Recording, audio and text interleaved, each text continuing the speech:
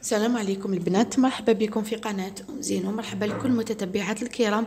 اليوم إن شاء الله عندي لكم وصفة تحلية البرتقال، يعني كما نقولها أنا أسرع تحلية تاع البرتقال، تحضر في دقائق فقط، ما فيهاش تعقيدات بزاف.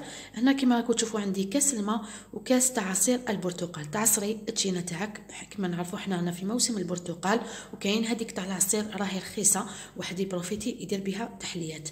تعصريها حتى ديري كاس كما راكي تشوفي، كاس تاع برتقال، عصير برتقال، وكاس تاع الماء، 4 مغارف كبار تاع السكر، وزوج مغارف كبار تاع المايزينا. هادو هما المقادير تاع التحليه. نبداو بسم الله.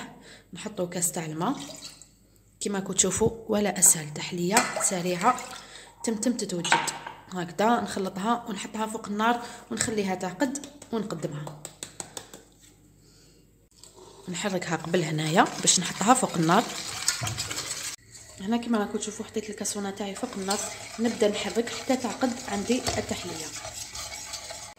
هنا كما راكم تشوفوا التحليه تاعي بعد ما كنت نحرك فيها، شوفوا هنا كيفاش راهي عقدت. دوك هنا نطفي عليها ونقدمها في الكؤوس. هنا كما راكم تشوفوا فرغتها كامل في الكؤوس تاعي، نخليها تبرد وندخلها للثلاجه قسمه تشد روحها ونزينها باش حبيت. كما أنا هنا وجدت مبشور البرتقال، يعني كما نقولوا حنا نحيتو في الخشن، راح من بعد نزين به فوق لا شونتيي. والتزيين دائما نقول لكم يقعد اختياري، بعد ما تبرد ان شاء الله نشوفوها في التقديم.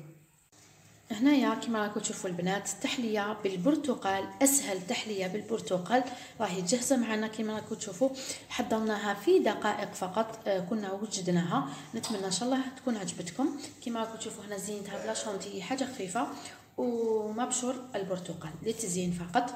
نتمنى ان شاء الله تكون عجبتكم، وان شاء الله ديروها، لاننا في موسم البرتقال نغتنموا الفرص ونعملوا به كما قلت لكم عصائر، تحليات ولا حلويات الموسم.